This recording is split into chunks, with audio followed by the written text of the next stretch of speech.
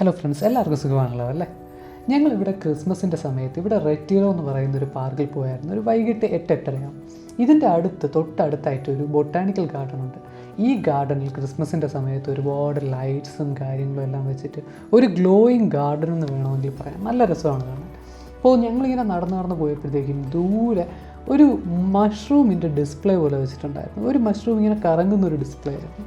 എന്താണ് സംഭവം എന്ന് മനസ്സിലായില്ല. അതിൻ്റെ അടുത്ത് ചെന്ന് നോക്കിയപ്പോഴാണ് അത് ശരിക്കും ഒരു POV ഡിസ്പ്ലേ ആയിരുന്നു. പെർസിസ്റ്റൻസ് ഓഫ് വിഷൻ എന്ന് പറയുന്ന പ്രിൻസിപ്പിൾ കൊണ്ട് വർക്ക് ചെയ്യുന്ന ഒരു ഡിസ്പ്ലേ ആയിരുന്നു. അപ്പോൾ ഞങ്ങളിതിൻ്റെ ബാക്കിൽ ചെന്ന് നോക്കിയപ്പോഴത്തേക്കും പല മോട്ടോഴ്സ് കണക്ട് ചെയ്തിട്ടുണ്ട്. ആ മോട്ടോഴ്സിൽ ഒരു LED സ്ട്രിപ്പ് കണക്ട് ചെയ്ത് അത് സ്പീഡിൽ കറക്കും. ഈ സ്പീഡിൽ കറക്കുന്ന സമയത്ത് ഒരു പ്രത്യേക പാറ്റേണിലാണ് ആ ലൈറ്റ് ബ്ലിങ്ക് ചെയ്യുന്നതെങ്കിൽ നമുക്കൊരു ഇമേജ് കാണാൻ പറ്റും. അപ്പോൾ എന്താണ് ഈ POV അല്ലെങ്കിൽ പെർസിസ്റ്റൻസ് ഓഫ് വിഷൻ എന്ന് പറയുന്നത്? സിമ്പിളായിട്ട് പറയുകയാണെങ്കിൽ നമ്മുടെ കണ്ണിൻ്റെ ഒരു പ്രോപ്പർട്ടി എന്ന് വേണമെങ്കിൽ പറയാം. ഒരു വസ്തു ഇവിടെ ഉണ്ടെന്ന് വെച്ചോളൂ.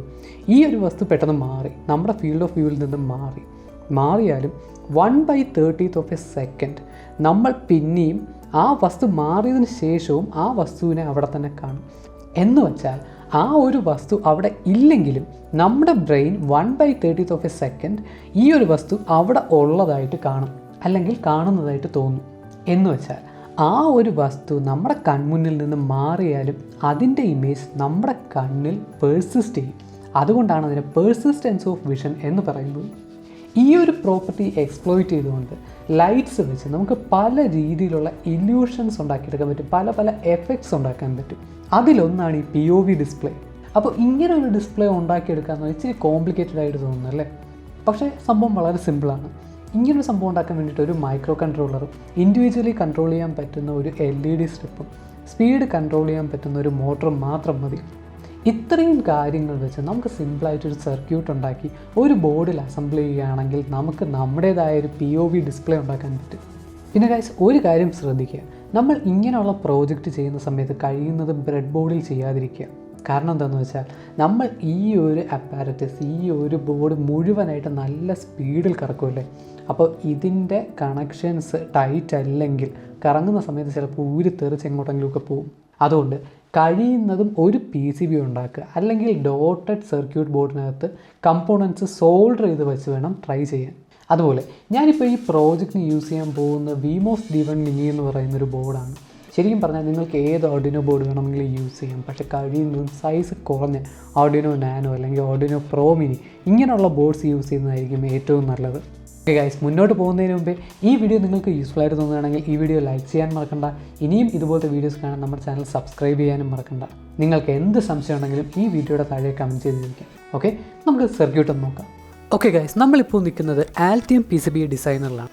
നമ്മുടെ ഹോബി പ്രോജക്റ്റുകൾക്ക് വേണ്ടിയിട്ട് സർക്യൂട്ട് വരയ്ക്കാനും PCB ഡിസൈൻ ചെയ്യാനും പറ്റുന്ന ഒരുപാട് യൂസർ ഫ്രണ്ട്ലി ടൂൾസും ഫീച്ചേഴ്സും ഉള്ള ഒരു അടിപൊളി ടൂളാണ് Altium PCB ഡിസൈനർ.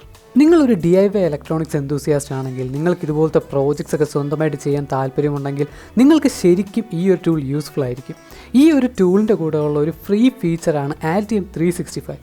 Altium 365 വെച്ചിട്ട് നമ്മൾ ചെയ്യുന്ന പ്രോജക്റ്റ് നമ്മൾ ഫ്രണ്ട്സുമായിട്ട് ഷെയർ ചെയ്ത് കൊളാബറേറ്റ് ചെയ്ത് ഒരുമിച്ച് സർക്യൂട്ട് വരയ്ക്കാനും PCB ഡിസൈൻ ചെയ്യാനും പറ്റും. ഇതിൻ്റെ ഫ്രീ ട്രയൽ വേർഷൻ്റെ ഡൗൺലോഡ് ലിങ്ക് ഈ വീഡിയോ ഡിസ്ക്രിപ്ഷനിൽ കൊടുത്തിട്ടുണ്ട്.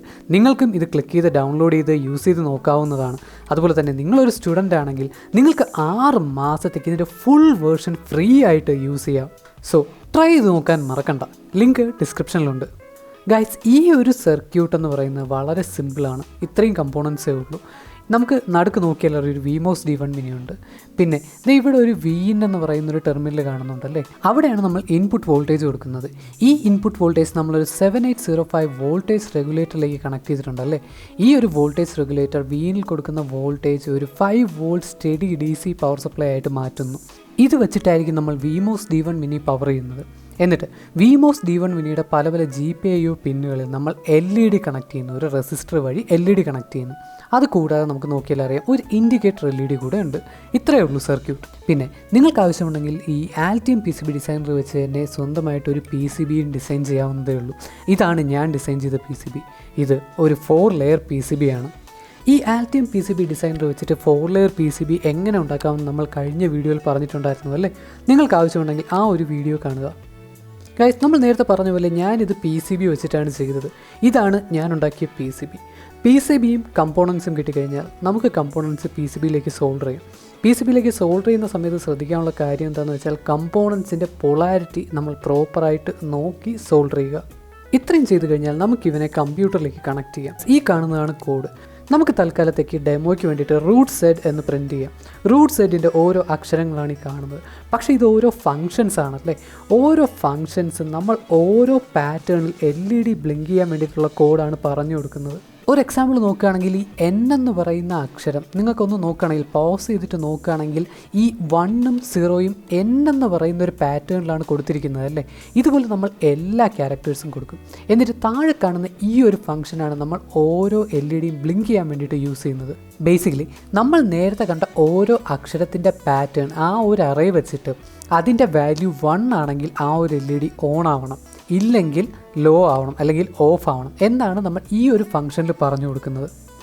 എന്നിട്ട് ബേസിക്കലി നമ്മൾ ഓരോ ക്യാരക്ടേഴ്സിനെയും നമ്മൾ ലൂപ്പ് ഫംഗ്ഷനിൽ കോൾ ചെയ്യുന്നു. ഓരോ ക്യാരക്ടേഴ്സിൻ്റെ ഫങ്ഷൻസിനെയും നമ്മൾ കോൾ ചെയ്യുന്നു. അത്രയേ ഉള്ളൂ. ഇതിലേക്ക് നമ്മൾ ബാറ്ററി കണക്ട് ചെയ്യുന്ന സമയത്ത് ഇതിനകത്തുള്ള എല്ലാ LEDസും ബ്ലിങ്ക് ചെയ്യാൻ തുടങ്ങും. പക്ഷേ ഇപ്പോൾ നമുക്കൊന്നും മനസ്സിലാവത്തില്ല, വെറുതെ ബ്ലിങ്ക് ചെയ്യത്തേ ഉള്ളൂ.